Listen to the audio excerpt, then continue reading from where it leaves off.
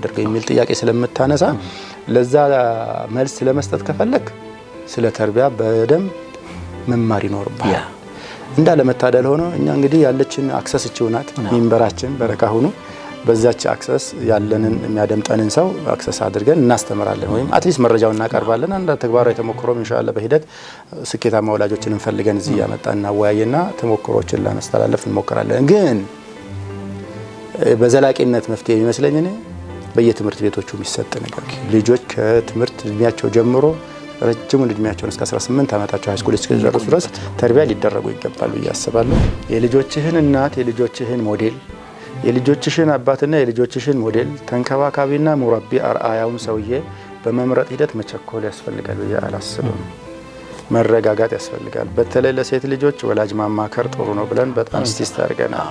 ወጣት እህቶች ራሳችሁ የሆነን ጎረምሳ በቁመናው በመልኩ በአኺሪ በጮሌነት ወዳችሁ አምጥታችሁ እሱን ነው ማገባው ብላችሁ ቤተሰብን አጣብቂኝ አትክተቱ ሐቂቃ ተኸየሩ ሊኑጠፊቁም ፈኢነ العرق نزع ይላሉ ረሱል ሰለላሁ ዐለይሂ ወሰለም። ለዘር ፍሬያችሁ ሰው ወይም ፕሮፐር ሰው ምረጡለት፣ ምክንያቱም ዘር ከልጓም ይስባል ይላሉ። ምን ማይቀር ነገር ነው። ምክንያቱም ተመሳሳያችንን በሆነ ፐርሰንቱ ማለት ነው መውለዳችን የሚቀር ነገር አይደለም። በዚህ ጉዳይ ላይ ኢንሻአላህ በጣም ዲቴል ነገር ወሬ አለኝ። አይ ዶንት ኖ ወይ ሶስተኛ ፕሮግራም ላይ እናርገውና እኔ በጣም ኢምፖርታንት የሆኑ ስለ ተርቢያ የተወሰኑ መነሻ ሀሳቦችን እናስቀምጥ። ያለ መንደርደሪያ ብዙ ጥልቀት ገብቶ ማውራት ስህተት ስለሚሆን ማለት ነው። እንደው እግረ መንገድ ግን ኔክስት ዊክ ካነሳ ነው አይቀር እንደው ካነሳው ከገባን በኋላ ግድ የለም እኔ ኢንፍሉዌንስ አረጋውና ወደኔ ሚላ ወደኔ አስተሳሰብ አመጣዋለሁ። የጎደለው ተርቢያ ነው አይደለ? ምን ችግር አለ? ሌሎች ነገሮችን አሟልታል ወይም አሟልታለች ከመጣች ከገባች በኋላ እኔ እንደምፈልገው ሼፕ አረጋታለሁ ብለንም እኮ አንዳንዴ ጎጆን ቀልሳለን። ሰው እዚህ ሞልድ የምናደርገው ሊጥ አይመስለኝም። የዳቦ ሊጥ ምናምን አይደለም። ታላቆች ካሉ ጠይቅ፣ ተሞክሮ ውሰድ። ላፕቶፕህን ወይም አይፓድህን ወይም ደግሞ ስልክህን ዝም ብለህ ማትነካካ አቅለኛ ወንድም ልጅህን ዝም ብለህ አትነካካ። ባቦሰጥ ወይም በግምትና በስሜት ለማሳደግ አትሞክር። ማለት በቃ ልጅ አድካሚ ነገር ነው። አንድ ልጅ ማሳደግ በዘመናችን ሐቂቃውን ለመናገር አንድ ልጅ ለቆም ነገር ለማብቃት ከፈለክ በጣም ዝም ብሎ እኮ ለማሳደግ ራሱ ሁሌ ይላለኝ እንትን ምንድነው ሪዓያና ተርቢያ የሚባል ነገር አለ በአረብኛ ቋንቋው ደስ ይላልና ሪዓያ ወይም አይሽ ይሉታል። ማብላት፣ ማጠጣት፣ የትምህርት ቤት መክፈል፣ ልብስ ማልበስ፣ ማሳከም ምናምን መሰረታዊ ፍላጎቶችን ማሟላት ፓርት ኦፍ ተርቢያ ሆኖ ግን ዋናው ይሄ ነገር ስሙ ሪዓያ ይባላል። በቃ እንክብካቤ ማለት ነው። ይሄ እንክብካቤ ለፈረስ፣ ለውሻ፣ ለድመት ይደረጋል አብሮ ለሚኖር ካለ ማለት ነው። ማብላት፣ ማጠጣት፣ ቤት ጥበቃ፣ ከለላ ማድረግ፣ ከታመመ ማሳከም፣ እንዳይበርደው ልብስ አኺሪ ማልበስ። ተርቢያ ከዚህ የሚጨምሩ ነገሮች አሉ። በዝርዝር ምናወራ ስለሆነ አሁን አልምጣበት። በጣም ዲቴይል ነገር ነው ተርቢያ። ለምሳሌ እኔ ተርቢያ አደርጋለሁ ብዬ በግሌ ብቻ መሰራ አይደለም፣ የህብረት ስራ ነው። ሀይቅ የጋራ የብዙ አካላት ድምር ውጤት ነው። የሁሉንም የነቃ ተሳትፎ ይፈልጋል። በቃ አንዳንድ ቤት አባት ሙረቢ ነው፣ እናት ኦኬ። ሌላ ቤት ደግሞ እናት ናት፣ ዋናው እናት ናት ይሏል። የእናት ተርቢያ አልረሳውም። እናት በጣም መድረሳ ናት። ግን ተርቢያ የሚጀምረው ይላሉ እንደውም አንዳንድ ሰዎች ልጁ እንደተወለደ እናት አታቅፈው፣ ተጠቅልሎ ለአባት ነው የሚሰጠው። ማቀፍ የተርቢያ አንድ አካል ነው። ኢሞሽናል አታችመንት የምትፈጥረው በመተቃቀፍ ስለሆነ ማለት ከእናት በፊት አባት ጋር በሙስሊሞቹ ኮንቴክስት ተጠቅልሎ ይሰጣል። ከዛ በጆሮ ቀኝ ጆሮ አዛን በግራ ጆሮ ይቃም ታደርግበታለህ። ከሊመተ ተውሂድ ታሰማዋለህ። በዛ ተጀምሯል ይባላሉ። ማይሰማ የሚመስል ልጅ አርጉበት ሲሉ የአላህ መልእክተኛ ስለሚሰማን ነው። እና መቼ ነው ልጆቻችንን ተርቢያ ማድረግ ምን ጀምሮ ብለህ ሳምንት ተጠያይቀን ነበር መሐመድ። በ3 አመት ነው በ7 አመት ነው ሰላት ማስጀመር ነው ተርቢያ ወይስ ደግሞ በ10 አመት ነው ሰላት ማስገደድ ከመኝታ መለያየት ምናምን ትምህርት ቤት ያስገባን በኋላ ነው አይደለም ነው የሚሉት። ባለፈውም እንዳነሳው ሼኹ አላህ ይርሐማቸው ነገሩ መጀመር ያለበት ልጁ ከመረገዙም ከመወለዱም በፊት ነው። ቅድመ ጋብቻ። አዎ ለአንሁ ልጁ የሚመጣበት የሆነ ፕሮሰስ አለ። በፕሮሰስ ውስጥ የሚያልፉ ግብአቶች አሉ። ስለዚህ ግብአቶቹን ፕሮሰሱን ስታሳምር ምን ይሆናል ማለት ነው? ይጀምራል። አውትፑቱ ላይ በቃ ትክክለኛ ስራ መጀመር ይችላል።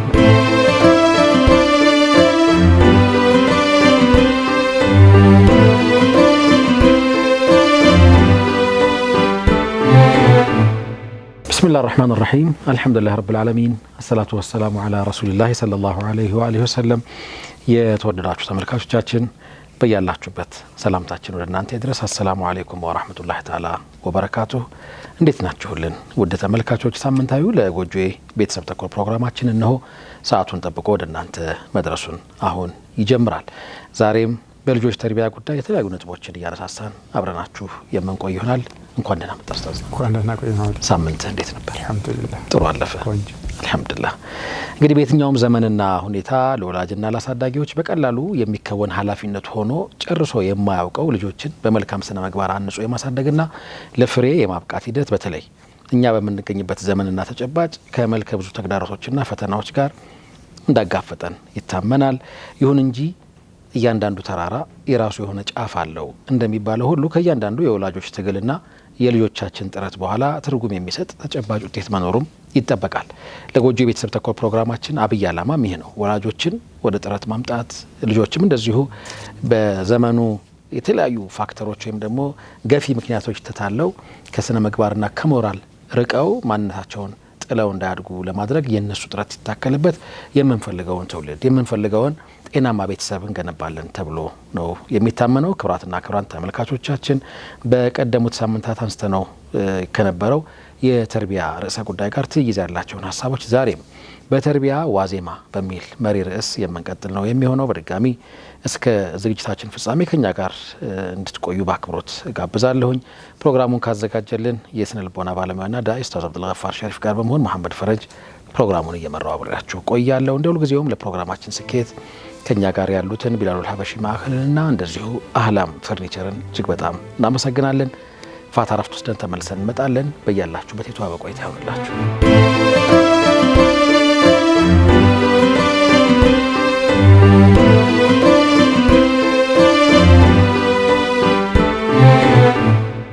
ተመልሰናል። ክቡራትና ክቡራን ተመልካቾቻችን ለጎጆ የቤተሰብ ተኮር ፕሮግራማችን በተርቢያ ዋዜማ በሚል አብይ ርዕስ ዛሬ ቆይታውን እንግዲህ ይጀምራል። በድጋሚ እንኳን ደህና መጣህ ኡስታዝ። አህለን ቢክ። ባለፈው ሳምንት ስለ ተርቢያ በደንብ ተነጋግረን ነበር። በተለይ የተርቢያ የመጀመሪያ ፖይንት መነሻው የቱ ጋር ነው ብለን ለማንሳት ስንሞክር እንግዲህ በእስልምና ተርቢያ ለልጆችህ እናት ከመምረጥ ለልጆችሽ አባት ከመምረጥ ይጀምራል የሚሉ ሀሳቦችን ነበር ስናነሳ የነበረው። የዚህ አላማው ፕሮሰስ ውስጥ ያሉት ነገሮች ትርጉሙና ጥቅሙ በኋላ ለማየት ነው እንግዲህ ቀድመን የምንጀምረውና በእርግጥ ማዕቆል ነው ወይ የሚልም ነገር አንስቼ ነበረ። ከመጣች በኋላ ወይ ከመጣ በኋላ ነገሮችን ሲምፕሊ ማስኬድ እንችላለን ብለን ነበር። ያው አንተም እንደገለጽከው የሰው ልጅ ሊጥ አይደለምና በቀላሉ መውልድ የምናደርገው እንዳልሆነ አንስተን ነበረ። ዛሬ በነጥብ እኒህን ነገሮች ለማየት እንሞክራለን። መጀመር ትችላለህ ኡስታዝና። ኸይር። ቢስሚላሂር ረህማኒር ረሂም አልሐምዱሊላህ ሰላቱ ወሰላሙ ዐላ ረሱሊላህ ሰለላሁ ዐለይሂ እንዳነሳኸው መሰረታዊነት በደንብ አምንበታለሁ እኔ ቀድሞ መጀመሩን ማለት ነው።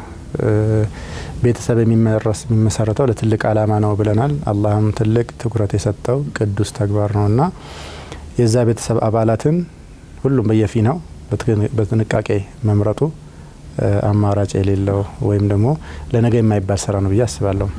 ያው ለልጅህ ለራስህ ሚስት የምትዝናናበት የምትወዳት ምናምን ብቻ የምትንከባከብ ብቻ ሳይሆን ለልጆችህ እናትና ሞዴል ነው የምትመርጠው፣ ሙረቢ ነው የምትመርጠው። ሙረቢ ታውቃለህ፣ ጥሩ እውቀት ለማግኘት አንድ ሰው ካሉ ዩኒቨርሲቲዎች ጥሩን ይመርጣል፣ ያወዳድራል፣ ያማክራል። የታወቀ ነገር ነው። ለምን እዛ ዩኒቨርሲቲ ውስጥ ገብቼ ደንብ የተደራጀ ሰብስታንስ ያለ እውቀት ማግኘት አለብኝ ብሎ ስለሚያስብ ማለት ነው። በተመሳሳይ ለሴት ልጆችም ይሄንኑ ሀሳብ እንዲሁ የቤተሰቦችም ሴቶቹም ራሳቸው ሊያስቡበት ይገባል። የልጅሽ አባትና ሞዴል ከየትም ከመንገድ ዳር አይነሳም። የማይታወቅ ሰው ወይም ደግሞ ምንም መረጃ የሌለን ሰው ጋራ በራሱ ጥሩ ሰው ሊሆን ይችላል እንደ አላህ ከገጠመን ማለት ነው። ግን የተወሰነ ቢሆን ማጣራት ጥሩ ነው። ምክንያቱም የአላህ መልእክተኛ በሳምንት መጨረሻ ላይ ባነሳው ሐዲስ ተኸየሩ ሊኑጠፊኩም ፈኢነል ዒረቀ ነዛዕ ማለታቸውን አንስተናል። የዘር እንግዲህ ዘራችሁን የምትቀጥሉበት ወይም ደግሞ የዘር ፍሬያችሁ የምታኖሩበትን ቦታ መረጡ፣ በጥንቃቄ መረጡ። ምክንያቱም ዘር ከልጓም የሚስብ ነገር መከታተል አይቀርም። አላህም ሱብሓነሁ ወተዓላ በግልጽ በቁርአኑ እንደነገረን ወላሁ ጀዐለ ለኩም ሚን አንፉሲኩም አዝዋጀን ከነፍሳችሁ ያለው ለነፍስህ የምትገጥመውን ፈልግ። ይህ እንደዛ ነው ፊልም ማድረግ ሐቂቃ ለነፍስሽ የሚገጥመውን እንደው አላህ ይግጠማቸው ያላገባ ወንድም እህቶችን አላህ ይግጠማቸው። ለነፍስህ የምትገጥመውን ለነፍስሽ የሚገጥመውን ሰው መፈለግ ነገሬ ብሎ መፈለግ ያስፈልጋል። ደጋግሜ እንደማነሳው በምርቃና በግርግር በይሁን ነገር ሲገባበት በኋላ ነዳማ መውለዱ ማይቀር ነገር ስለሆነ ማለት ነው። እዚህ የቀጣይ ትውልድ የምንተካበት ትልቅ የቤት ስራ የምንሰራበት መድረክ ነው ቤተሰብ። ያ ቤተሰብ የሚሰሩትን ኤሌመንቶች ነው አባላቶችን እየመረጥን ያለ ነው። ትንሽ ካራክተሯን ብናየውስ? ማናትን በል እሷን ነገር ስናይ ብዙ አንስተናል እንደምታውቀው ግን ለማስታወስ ያህል ብቻ እኔ ሳሊሃ ትልቅ ትርጉም ያለው ቃል ነው። በስነ ምግባር የተዋበች ማለት ሊሆን ይችላል። ንቃተ ህሊናዋ ከፍ ያለች ማለት ሊሆን ይችላል። በአናኗር ዘይቤዋ፣ በህይወት ፍልስፍናዋ፣ በቤተሰባዊ ባክግራውንድ፣ ለዲን ባላት እይታና መልከታ፣ ተግባራዊነት በመሳሰሉት ነገሮች በተወሰነም ቢሆን የተደራጀና እውነተኛ መረጃ ፈልጎ ሁለቱንም አካላት ማለት ነው። ከዚህ ቤት በጋብቻ ተጣማሪን መምረጫ መስፈርቶች በዝርዝር አንስተናቸዋል። እዛን የተመላለስና እናድከማቸው ወላጆቻችን እና የአላህ መልእክተኛ ግልጽ አድርገው ነግረዋል። በአራት ምክንያቶች ሴቶች ሊገቡ ይችላሉ። በአራቱ ምክንያት ብታገባ ችግር የለውም ማለት ነው። እንደምታውቀው ለሀብቷ ድህነት ያለበት ሰው አንዲት ሀብታም ሴት ኑሮዬን ሰፖርት ታርገኝ ብሎ ከዚህ ቀደም እንዳነሳ ነው አላህ المستعان ቢያገባ ኦኬ ነገር ችግር የለውም በቃ ሐላል እኮ ነው።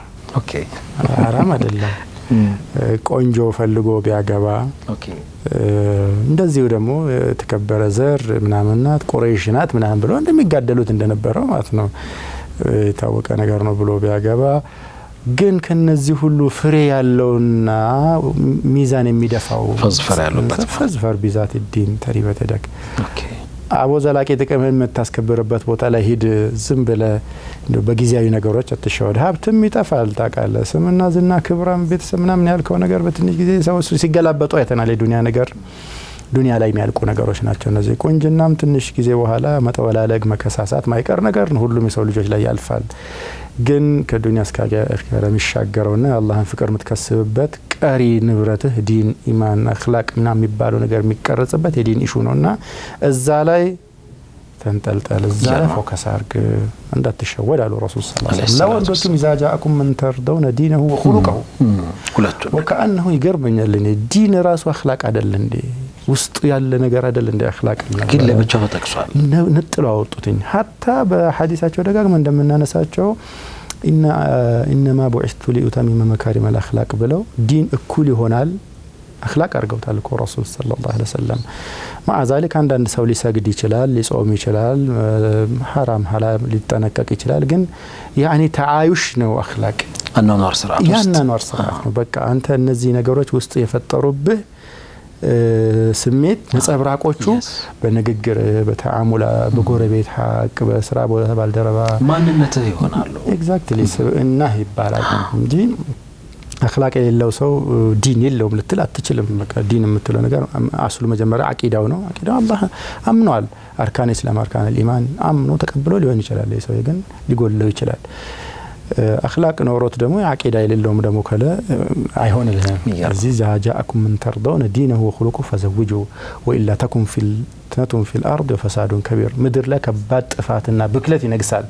ለነዚህ አይነት ስነ ምግባር ላላቸው ዲን ላላቸው ወጣቶች ልጅን መከልከል ገንዘብ የለውም ዘር የለውም ሌላ ብሔር ነው ምናምን ይያል ምንጨቃጨቅና ልጆችን ለተለያዩ አይነት ላልተገባ መስፈርት ከተውናቸው ችግር ውስጥ እንወድቃለን። ሌላ ቦታም ደግሜ አነሳለሁና አንድ አራቢ ልጆቹ ላይ ምን ፎከረባቸው ይላሉ መሰለህ ዘጋቢዎቹ። ብዙ ኪታቦች ላይ አነበብኩት ይሄን ነገር። እኔ እኮ እናንተ ላይ ያለኝ ውለታ ትልቁ ውለታ ታውቃላችሁ ብሎ ፎከረባቸው።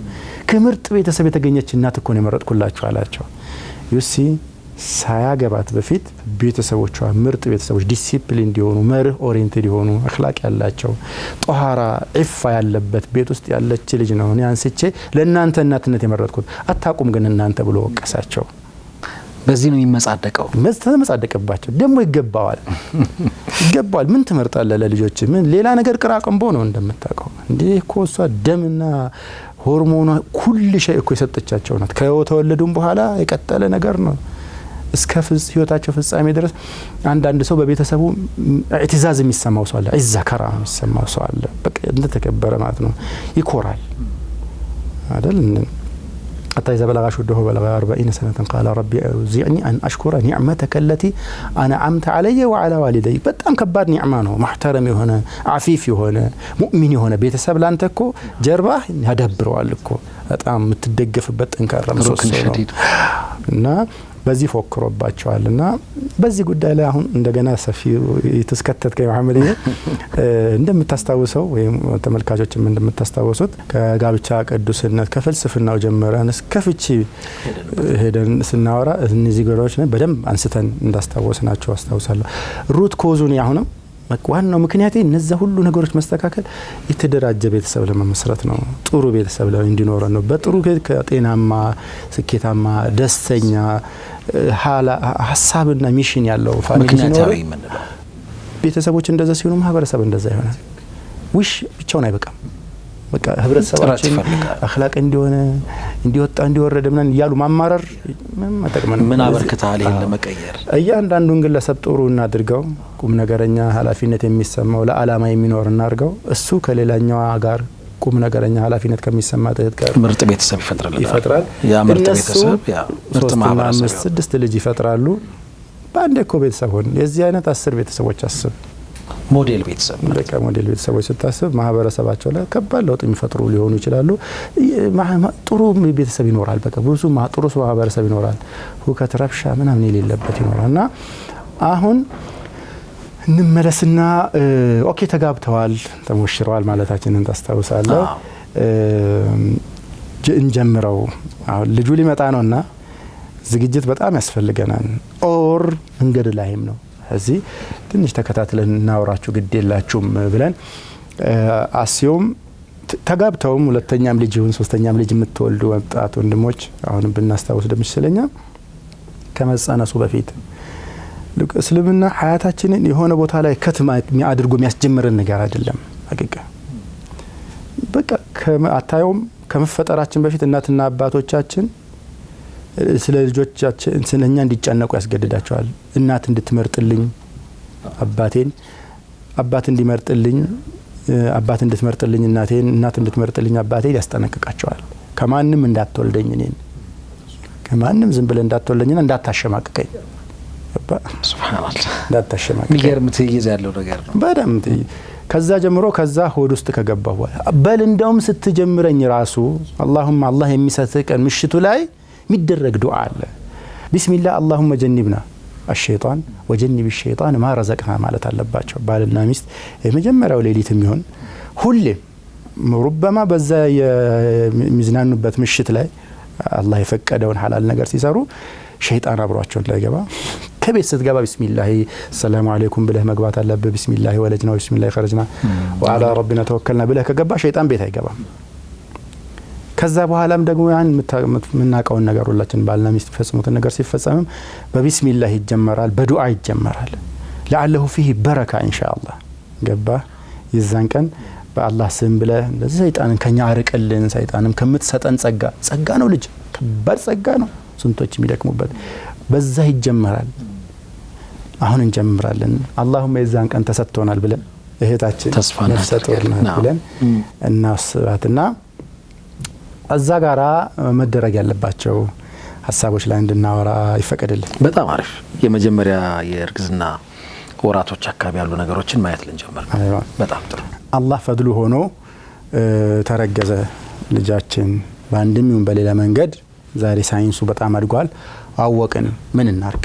አሁን እያወራን ያለነው ኡስታዝና ተርቢያ ስለምንሰጠው ጽንስ ነው አይደል? ጽንስ ነው ገና ውስጥ ያለ ነው። አሁን ተርቢያ ልንጀምር ነው። ጽንስ እኮ እጩ ትልቅ ሰው እኮ ነው። እጩ ሰው ነው። በቃ ሰው መሆን ይቀራል። ሁላችንም ነበርን እኮ እንደዛ። ሁላችንም አንዳንድ የሰው ልጆች እንቡር ሲሉ አላህ ይመግራል ፈሊንዙር الانسان مما خلق له ሁላችንም እየን ካነ من كان مما خلق مما اندفق يخرج من بين الصلب والترائب እና እንመለስና አሁን እርግዝና በሴቶች ህይወት ውስጥ ቁም ነገር ተጀመረ አሁን ተነካክቶ ከጣመችኝ እሰይ ካልጣመችኝ ምናምን ብሎ መጠፋፋት ማይሆንባቸው ስታተስ አላህ ከሰተውና አሁን አስደሳች ጊዜ ነው አንዳንድ ቪዲዮዎችን ለማየት ሞክሬ ነበር አንዳንድ እህቶች የእርግዝናቸው ዜና ቡሽራው ሲሰማ ሱብሃንአላህ እንዴት እንደሚፈነጥዙ ማለት ነው እና በቃ ያው አይንን ባይን ማየት ጅማሮ ብቻውን ያስደስታል ግን ማስደሰት ብቻ አይደለም ማስጨናቂ ነገሮች አሉ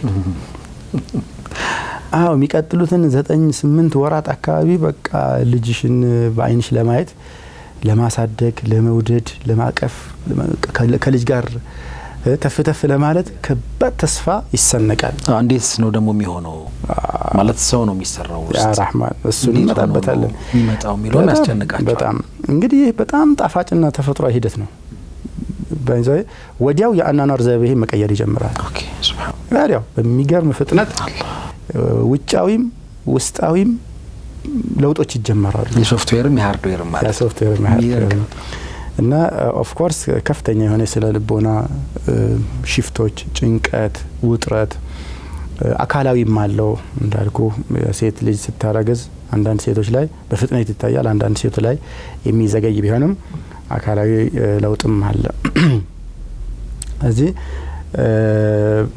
ለለውጡ ምክንያት ደግሞ የተለያዩ ሆርሞኖች ይመነጫሉ ለጽንሱ እድገት የሚያስፈልግ በቃ እዛም ያስፈልግ አሁን ሆርሞን ሽንቅጥ ያለች ምናምን ቀጭን ሴት ምናምን ልትሆን ትችላለች ማህፀኗ ራሷ ልጅ ይዛል እንደቺ አንድ ፍሬ ልጅ እንደው ምናምን ብለህ በቅጥነት በጣም ኢትሃም ታደርጋት ልጅ ውስጥ አላህ ከባድ ትርምስ ይፈጥራል ሰው ሊፈጥርበት ስለሆነ ቅድመ ዝግጅቱ ብዙ ቀውስ ይፈጥራል እንትኑ ስለዚህ እነዛ ሆርሞኖች ብዙ የባህሪ ለውጦችን የስሜት ለውጦችን የአካልም ለውጦችን ያስከትላሉ እስኪ ተመልሰን እንምጣ የተወዳጁ ተመልካቾቻችን በጣም ግሩም ነጥብ ነው ለማየት እየሞከርን የምንገኘው የስሜት የስነ ልቦናና አጠቃላይ አካላዊ ለውጥንም ጭምር የሚያስከትለውን የመጀመሪያውን የእርግዝና ወቅት ለማየት እየሞከርን ነው ውስጥ ምንድነው እየተከናወነ ያለው እኛስ ጉዳያችን ምንድነው ውስጥ ካለው ነገር ጋር እሷስ ጋር ምንድነው ፍላጎታችን የሚለውን መለስ ብለን ለማየት እንሞክራለን አብራችሁ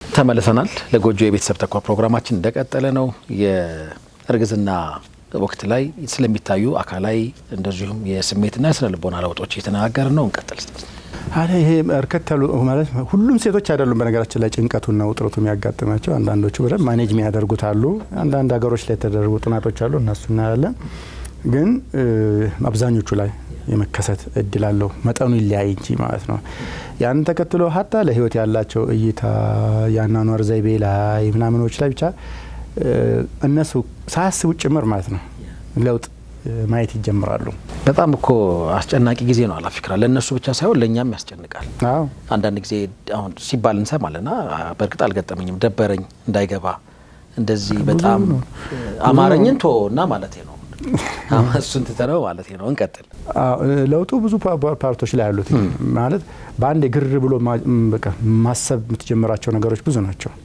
ኢኮኖሚክ ላይፍህን ማሰብ ትጀምራለህ ዝም ብለህ ተራ በዙህድ ምናምን ልትኖር ትችላለህ በፊት አሁን ልጅ ተፈጠረ ኢሚዲየትሊ ራሱ ይሄን ራሱ ፕሮሰስ ማድረግ ይጀምራል ሱብሃንአላህ እንትናተ ጭንቅላታቸው ማለት ነው ሌላኛው የጭንቀት መንስኤዎቹ ምንድነው ለምን ይጨንቀኛል በሚል የተለያዩ ሰዎች ሐኪሞችን ሲጠይቁም ስለነበር ያው ጥናቶች ተደርገዋልና በአውሮፓ እንደዚህ በኤሽያም የተደረጉ ጥናቶች እንደሚያሳዩት አንዳንዱ ቦታ በርከት ያለ መጠን አለ እስከ 74% ነፍሰ ጡር ሴቶች በኢራን በተደረገ ጥናት የበርግዝና ወራቶቻቸው ላይ ጭንቀት አለባቸው አክቹአሊ ጭንቀቱ ብዙ ነው ኮዙ ባይዘው ከባድ ቁጥር ነው ግን 16 አለ 63 ድረስ አለ ምናምን ጭንቀቱ ቫሪ ያደርጋል እንዳልኩ ከፍተኛ የሚባል የጭንቀት ሌቭል አለ ዝቅተኛ የሚባል እንትኖች አሉ ነገር ግን የሚጨነቁበት ደግሞ ሐቅም አላቸው። ያው ሐኪም ቤት ይመላለሳሉ። አንዳንድ ጊዜ ድንገት ስሜቱ ጥፍት ይላል። ምን ሆኖ ነው? ለምሳሌ ማቅለሽለሽ ደስ የሚል ነገር አይደለም። ማቅለሽለሹ ጥፍት ሲልባቸው ጭንቀት ይጀምራል። ምክንያቱም እሱ ነገር የሌላ ነገር ኢንዲኬተር ስለሆነ ሐኪም ቤት ስትሄድ አንዳንድ ጊዜ አረ እንትንሽ ልጁ እድገቱን አቁሟል ትባላለ። ምን ሆኖ ነው? ከአንዱ ሐኪም የተለያየ መረጃም ሊሰጥህ ይችላል። ወይም በጣም ትንሽ ነው ጽንሱ ትባላለች። ኪሎግራሙን ሲነግሩ ድንግጥ ትላለ። 8 ወር ሆኗታል ግን ገና ወይ 1.5 ኪሎግራም ነው ምናምን ሲሉ በተለያዩ ምክንያቶች ብቻ ችግር ያለበት ጽንስም ሊኖር ይችላል። ያው አናቶሚ ብለው የሚመረምሩህ ነገር አለ። ዛሬ አልትራሳውንድ እና የሕክምናው ሳይንስ አድጓል። ልጅ ላይ የሆነ ክፍተት እንዳለ ብቻ ሆድ ውስጥ እያለ ይታወቃል። ቀጣይ ወራት እሱን የቻለ በቃ የማይነገር ሌሊቶች ብዙ ይሆናል እና ማስታወክ፣ ማቅለሽለሽ፣ ማህፀን ውስጥ እድገት መገደብ ወይም የጽንስ እድገት መቆም፣ እነዚህ መሳሰሉት ነገሮች በሙሉ አረ ይሄ ነገር መቼ ነው የሚቆምልኝ የሚል በቃ መቼ ነው ወልጄ ማርፈው የሚለው ሀሳብ በደንብ አድርጎ ነው እህቶችን የሚያስጨንቃቸው። አዎ በዚህ ሰዓት ደግሞ ያው ጭንቀት ለራሱ ሌላ ሆርሞን ያመርታል። ባይዘው ሰውነት ሲጨናነቅ ያንን ጭንቀት ማኔጅ ለማድረግ ሌሎች እንደገና አክቲቪቲዎች ይከናወናሉ። ስብስብ ማሽን ነው የሰው ልጅ እኮ ብቻ አላህ እንጂ የማያውቀውና ይህ በጽንሱ የደም ዝውውር ላይ የራሱ የሆነ አሉታዊ ተጽዕኖ አለው። ስትረሱ በዛ ቁጥር ስትረስ፣ ጭንቀት፣ ውጥረት ምናምን የእናት ኦፍ ኮርስ እሷን የምትጨናነቀው በብዛት አታ እነዚህ ሆርሞኖች ሌላኛው ቻናለው ሆርሞኖቹ በቀጥታ የነርቭ ስርዓት ላይ ጭምር ተጽዕኖ እንዳላቸው እንግዲህ ሳይንስ መጻፎች ይናገራሉ። የደም ግፊትን ያዛባሉ፣ የልብ ምትና እንቅስቃሴ ደረጃን ጭምር ያው ቫሪዬሽን ውስጥ ስለሚከቱ በተቻለ መጠን ለእናቶች እንግዲህ የሚደረገውን ድጋፍና ክትትል ግረ መንገድ ለማንሳት ነው። ይሄ በጣም ጭንቀት የወረራቸው ወይም በከፍተኛ ጭንቀት ደረጃ ከሚመቱ እናቶች የሚወለዱ ልጆች ጭንቀት ደረጃቸው ከፍ ይላል። የነሱም በኋላ በጣም ሃይፐር አክቲቭ የመሆን ተናዳጅና ቁጡ የመሆን ዝቅተኛ ክብደት ያላቸው ጽንስ ልጆች እነዚህ የመሆን እድላቸው ከፍ ይላል ይላሉ። ስለዚህ በተቻለ መጠን እንግዲህ ባናስጨንቃቸው እኛ ወንዶቹ የተፈጥሮ ጭንቀት ይበቃል ይበቃል። ራሱ የሆርሞን ትርምሱ አንዳንድ ቀደም ያልናቸው ነገሮች አይከሰቱ ብንል መከሰታቸው አይቀር ይችላል። እኛ ምንመኛው እንዳይከሰቱ ነው። ባይሆን ኦኬ መልሐል አሁን ሳይንሱ ላይ ከዚህ በላይ ማውራት በጣም በዲቴይል ማውራት ይቻላል። ለምን እናስጨንቃቸዋለን? እነሱ ባይሆን ትንሽ የሚሆን ትልቅ ጭንቀቶች ሲመጡ ዲን የምትለው ነገር ሃይማኖት የምትለው ነገር ሀቂቃ በጣም ጉልህ ሚና አለው ለማረጋጋት ማለት ነው። እንደምታውቀውና አስጨናቂ ሁኔታዎች ሲገጥሙት አንድ ኤቲስት የሆነ ሰው የት ይሄዳል? ቆይ ለማና ቤት ይላል ወላሂ። እዚህ ጋር ግን አላህ አለኝ የምትለው ነገር እኮ ቀላል ነገር አይደለም።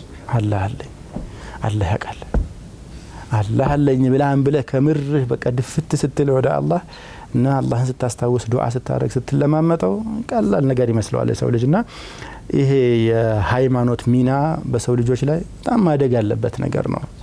አለዚያ ዶክተር መሐመድ ራቲብ አልናብሉሲ ዲን የሌለበት ዱንያ ይላሉ ጫካ ነው። ጫካ ታውቃለህ? ጉልበተኛው ደካማውን እንደፈለገ የሚገላበት፣ ደካሞች ለእርዳታ የሚያደርግላቸው፣ የሚያዝንላቸው፣ የሚንከባከባቸው፣ ቢጨነቁ ቢታመሙ ቢንገላቱ አይዞህ ሚላቸው ማንም የሌለበት ጋባ ጫካ ነው። የአራዊት ዓለም ማለት ነው። የአራዊት ዓለም ነው። እዚህ ከዛ የምትወጣው ዲን ሲኖር ነው። ሀታ በሀያትህ ላይ ዲን በሚኖርበት ጊዜ አንተ ያኒ ተሽዑር በኢንሳንየተክ ሰው ትሸታለህ። ያንን ጊዜ ሰዎች ዝም ብለው ይፈላሰፋሉ። ሰው ሁን ምናምን ይላሉ።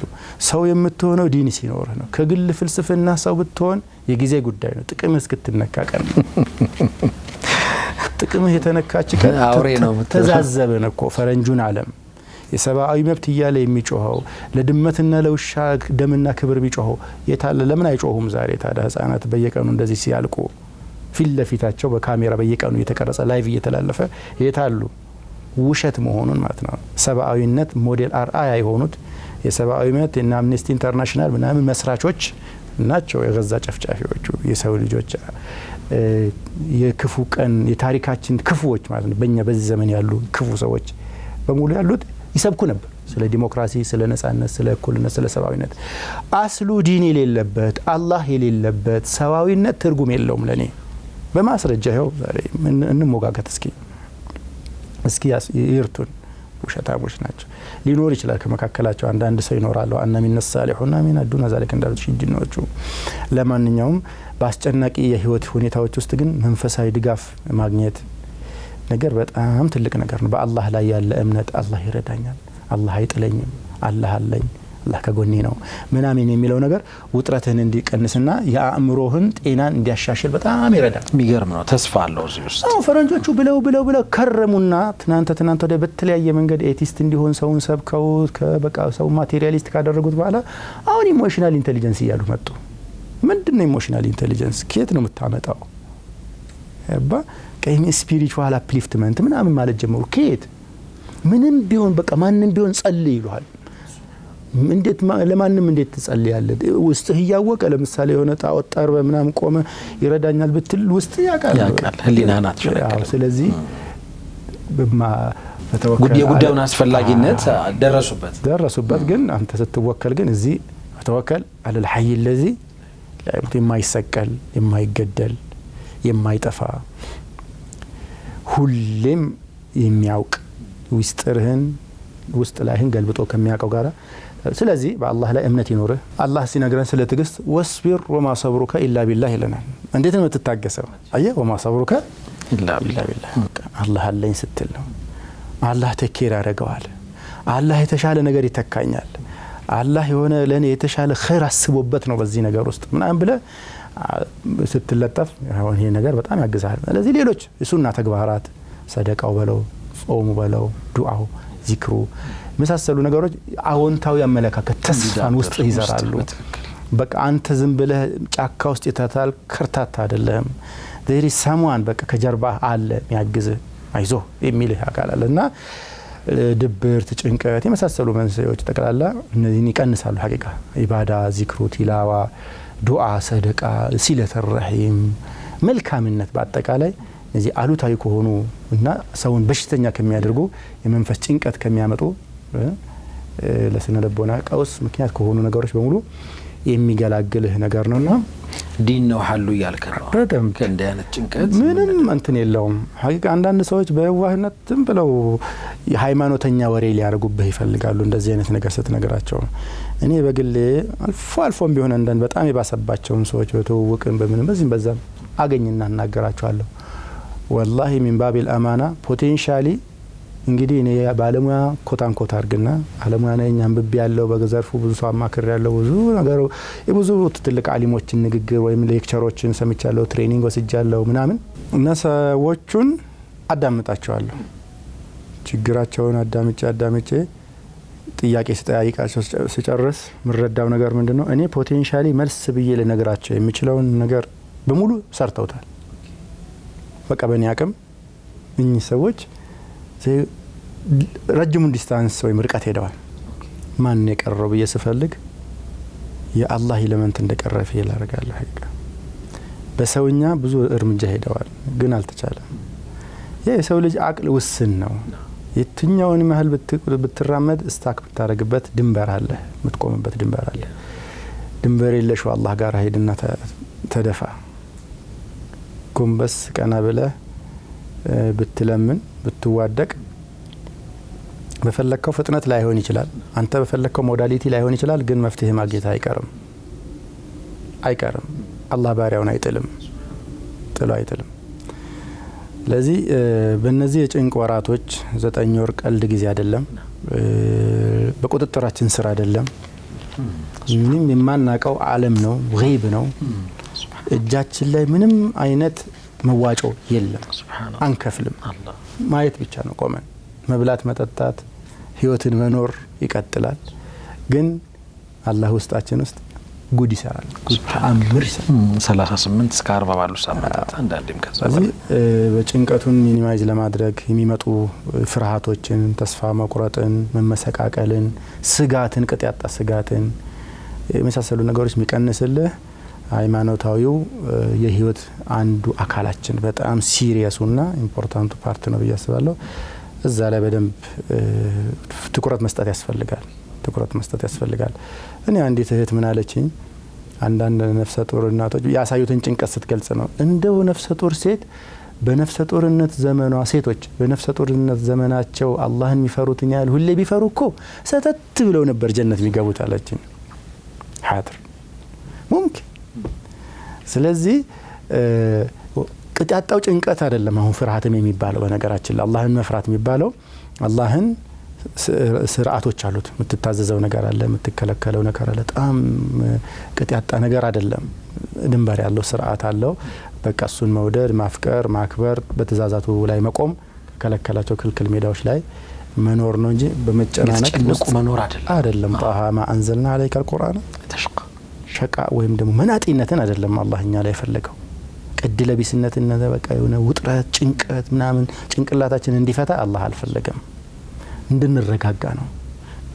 ተቃራኒውን ነው የፈለገው። ማንዘልና አለይከ አልቁርአን የተሽከካለት ሸቂ ተቃራኒው ሰዒድ ነው። ሰዓዳ ነው የተፈለገው። ደስ እንዲለን እንድንረካ እንድንረጋጋ ሊተስኩኑ ኢለይሃ አይደለም ቤቱ ራሱ የተፈለገው እንደሱ ነው ማለት ነው። ረበና ይባርክ ፊክ። እንግዲህ የተወዳጁ ተመልካቾቻችን ለጎጆ የቤተሰብ ተኮር ፕሮግራማችን አሁንም እንደቀጠለ ነው።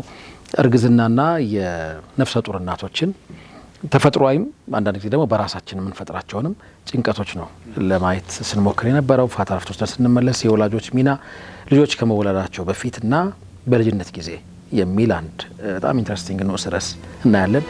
አብራችሁ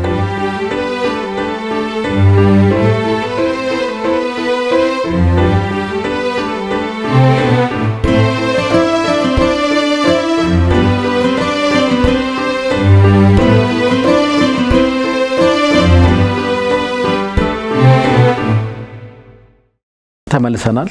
ለጎጆ የቤተሰብ ተኮር ፕሮግራማችን አሁንም እንደቀጠለ ነው። አብራችሁ ስላላችሁ እናመሰግናለን።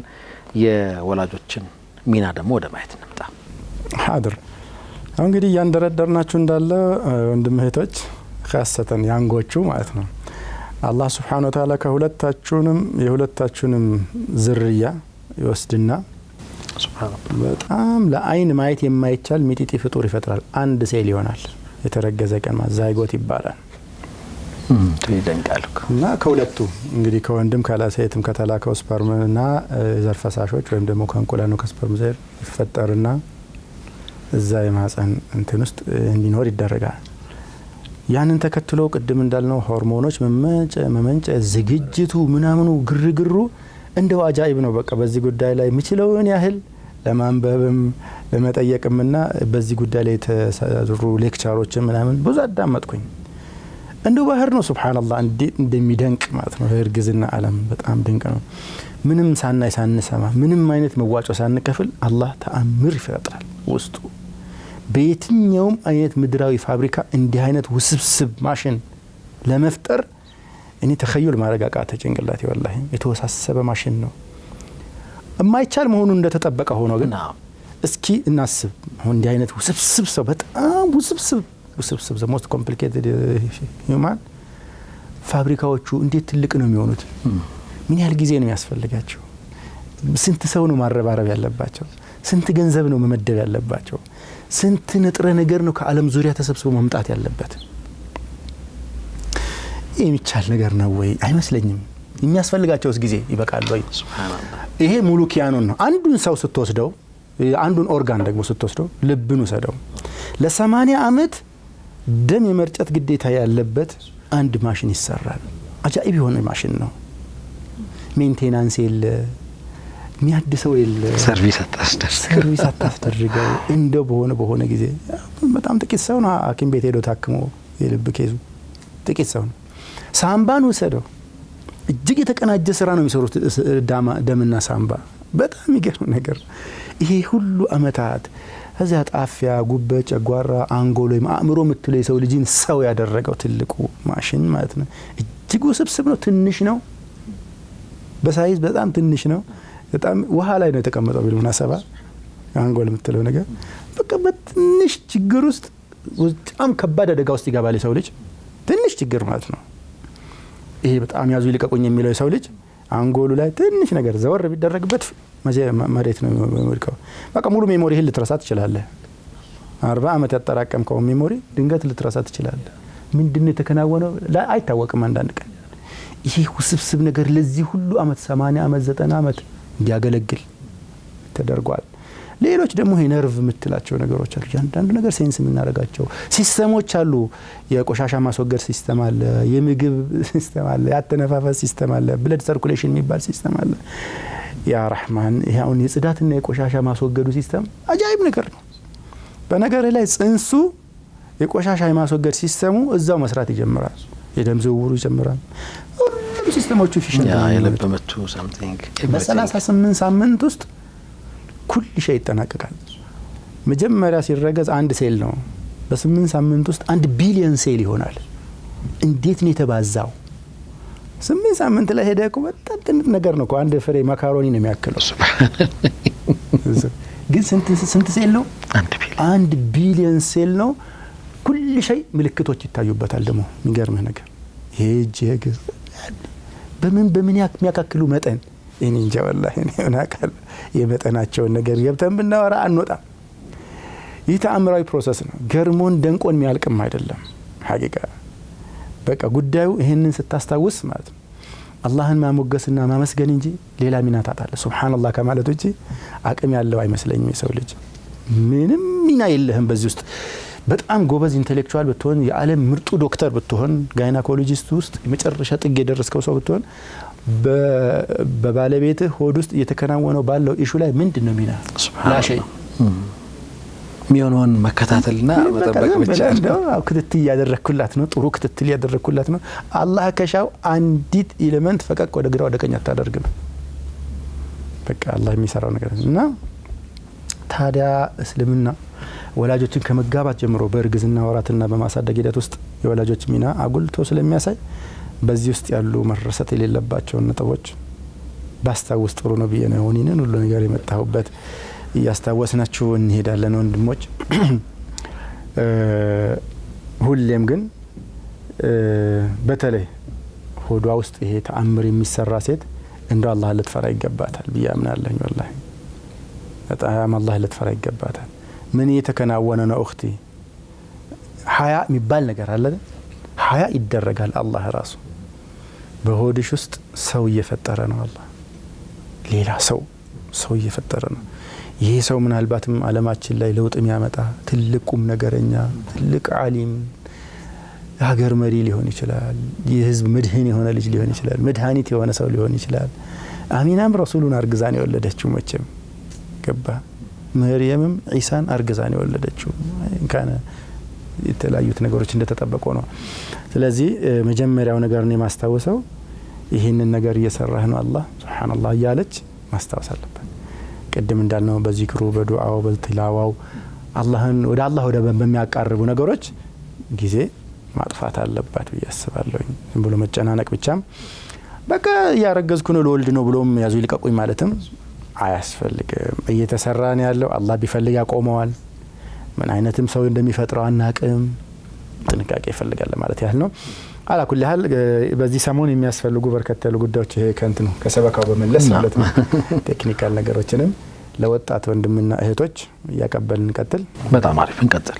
ያው ከላይ እንዳነሳ ነው ወላጆች በልጁ አሁንም ሆነ የወደፊት ህይወት ላይ አካላዊም አእምሮአዊም ስሜታዊም ሲግኒፊካንት የሆነ ወይም በጣም ትልቅ የሆነ ሚና አላቸው። ይሄ ማወቅ አለባቸው። የልጁ መንፈሳዊ ጤንነት፣ የልጁ ብስል ያለ መሆን፣ የተረጋጋ ሰው መሆን ምናምን ካሁኑ የሚጀምር ነገር እየተሰራ ነው። ይሄ እየተሰራ ነው። በጣም ተጽዕኖ አላቸው። ለዚህ በሁሉም ረገድ ጥሩ ስብዕናና ስነ ምግባር ያለውና ተስማሚ አባት እናት ምረጡ ያልንበት ምክንያት ይሄው ነው። ይሄ ነው መረሳት የለበትም። እናት በእርግዝና ወይም ጡት በማጥባት ወቅትም ከጨቅላ ህፃናት አካላዊና ስነ ልቦናዊ ገጽታዎች ላይ ከፍተኛ ተጽዕኖ እንዳሳደረች ይታወቃል። አላት ኢህቲካኩ ስላለ ማለት ነው ብዙ ነው ያለባትና በዚህ ሂደት ታዲያ እናት ስንል የወንዶችስ ኃላፊነት የለም ወይ? ኖ በጣም በአግባቡ ኃላፊነት አለባቸው ወንዶቹ። የእናት ኢሞሽናል መቀያየሮች፣ የጤና መታወኮች፣ በሐሳብ መዋለሎች፣ በጭንቀት መወጠሮች በመናምኑ ላይ በሙሉ ማን ከጎን መቆም አለበት? ባል መኖር አለበት። ብዙ ጊዜ ለዚህ ነጥብ የወንዶች ሚና ያለ አይመስልም ወሬዎች ላይ ልክ ነው ያላስብም በጣም አለ። መርሐባ። እንግዲህ ከጋብቻ በፊት አንድ ፖይንት በደንብ መመርኮዝ ያለበት አንዳንድ ሰዎች መቼም ልጅ ከየት የሚገኝ የሚል አይነት ፍልስፍና ያለባቸው ሰዎች አልፎ አልፎ ያጋጥመውኛል። ከተወለደ በኋላ ኒካህ የሚያስሩ ሰዎችም ያጋጥመውኛልና እኔ በጣም ሊያስቡበት የሚገባው ነገር አንዱ ልጅን በሐላል እንጂ ማግኘት ተገቢ ነው ብዬ አላስብም። አላ አይ ሂሳብ ልጆች በሐላል ይወለዱ ግድ የለም። ብዙ ችግሮች ሊኖሩ ይችላሉ፣ ብዙ ተውረዶች ሊገጥሙን ይችላሉ። በጋብቻ ሂደቱ እስከ ቤተሰብ ጋር ባለ ለምንድነው ይሄን ምለው በህገወጥ መንገድ በተወለዱ ልጆች ላይ የሚመጣው የስነ ልቦና ቀውስ፣ ማህበረሰባዊ ቀውስ ብዙ ነው። አሁን ዝርዝር ስናወራ የሚጎዱ ሰዎች ስላሉ ዝርዝር እናወራ፣ የሚጎዱ ሰዎች ስላሉ እንጂ አላህ በሐላል መውለድን ሐላል አድርጎ አመቻችቶ ሳለ ነገሮች እንዳይወሳሰቡ በዲኑም ተመክሮ ሳለ ልጆችን ማምረት ነውር ነው፣ ዋጋም ያስከፍላል ዱንያ ላይ ከአኺራ በፊት ማለት ነው። እዚህ ይሄን ነገር መጠንቀቅ አደራ ልፈልግ ነው። ቀደም ሲል ስታንሳ የነበረው የወንዶቹ ሚና የሌለ ያህል ነው የሚታሰበው እያልክም ነበረ። ግብአት ማቀበል ነው ፕሮሰሱ እንዲጀመር እንጂ ከዛ በኋላ ምን ድርሻ አለን ብለን እናስባለን። አንዳንዶቻችን በደንብ አለን። ቤት ውስጥ ሰላም እንዲበዛ፣ ነገሮች ቀለል እንዲሉ፣ መንፈሳዊ ድጋፎችም እንዲጎለብቱ፣ ያው ከአላህ ጋር ያለ ሰላምና እርቁ እንዲበረታ፣ አይዞሽ ባይነት፣ በአጫዋችነት፣ በአበረታችነት አንዳንድ ባህሪዎችን በመታገስ ቅድም እንዳነሳ ነው ማቅለሽለሹ፣ መደባበሩ ምናምን ሲኖር ሽታ ይኖራል። ሸተትከኝ ልብስህ ይሸታል፣ ምናምን ይሸታል፣ ገላህን ታጠብ፣ አጠገቢያ አትቀመጥ ላኺሪ። እሷ እንቅልፍ ስትጠፋባት እንዴት ትተኛለህ? ጥለኸኝ ትተኛለህ ወይ?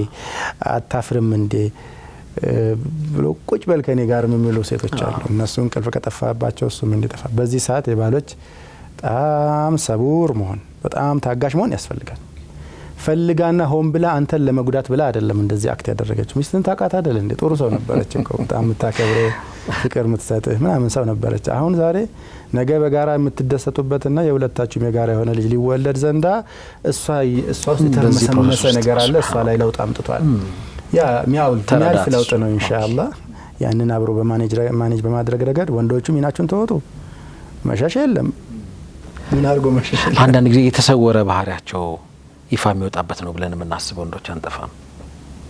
እርግዝናን ሽፋን በማድረግ እንግዲህ እንደዚህ ካለባችሁ ተጠንቀቁ እህቶች። እርግዝናን ሽፋን አድርጎ ባልን ማዋከብ፣ ዲስሪስፔክት ማድረግ ወይም ደግሞ ማካለብ ምናምን ነገር ካለ የአማና የጎደለው አኽላቅ ነው፣ መቆም አለበት።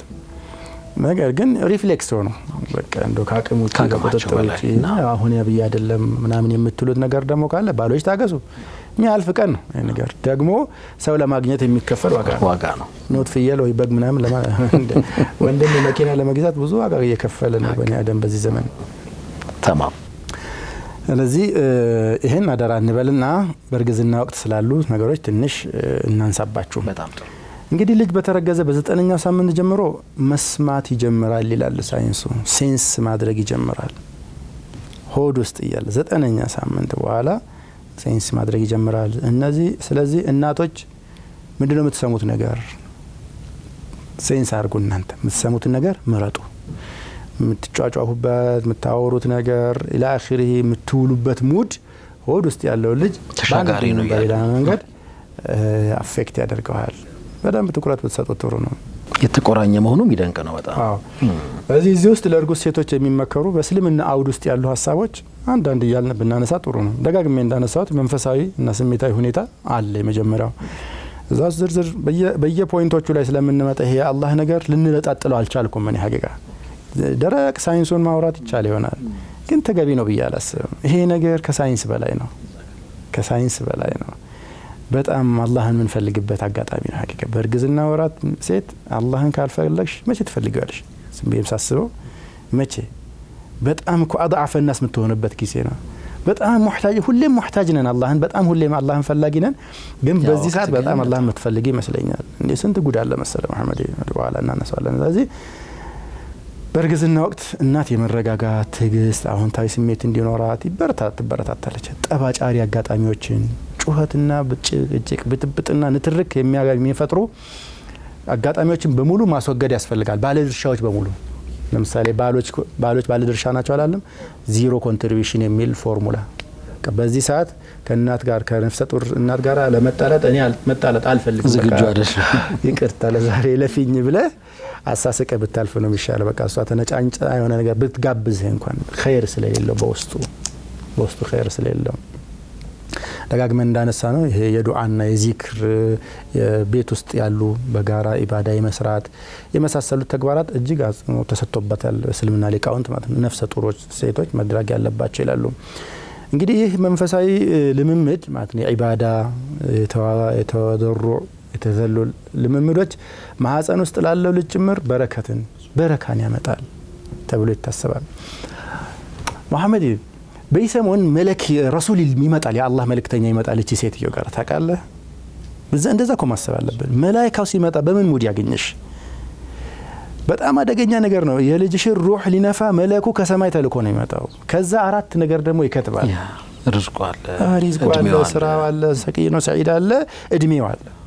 ምን እንዲጻፍ ነው የምትፈልጊው? አረ በጣም የዱዓ ዘመን ነው ይሄ ሰሞን።